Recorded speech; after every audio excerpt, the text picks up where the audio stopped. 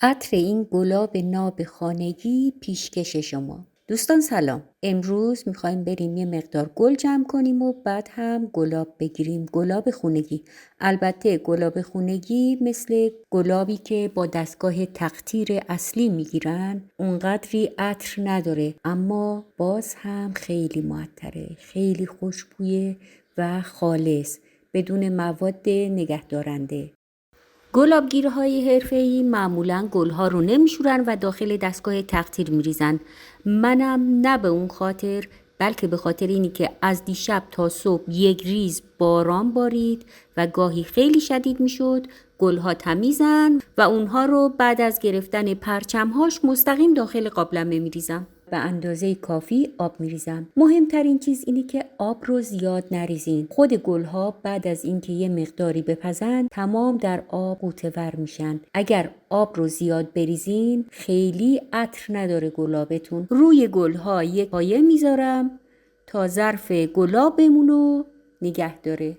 اگر همسر قابلمتون یه مقداری چکه میکنه حتما مثل من یک ظرف توش یخ بریزین، ظرف فلزی نازک که سرما رو به در قابلمه بده و همینطور موجب چکه کردن آب یخ داخل قابلمه و نهایتاً داخل گلابتون نشه.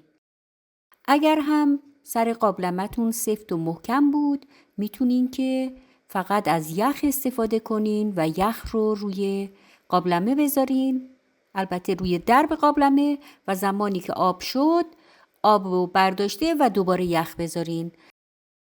زمان پخت تا جوش اومدن حرارت زیاد، بعد که جوش اومد حرارت رو کاملا کم میکنین و حدود 3-4 ساعت بذارین با حرارت کاملا کم تا گلابمون آماده بشه و در این مدت باید یک سره یخ روی درب قابلمه باشه. زمانی هم که فکر کردین تموم شده بعد از 3-4 ساعت بذارین کاملا خنک بشه و بعد درب قابلمه رو باز کنین.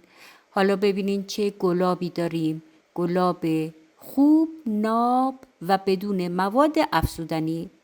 برای نگهداری اون هم از بطری که استفاده میکنین حتما از نوع شیشه باشه. در بطری های پلاستیکی نگهداری نکنین گلابتونو. گلاب و داخل شیشه میریزم.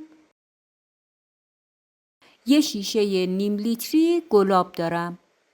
دوستان عزیز، یه گلاب خوب، ناب، خوش عطر تقدیم به همه شما. خدا نگهدارتون تا بعد.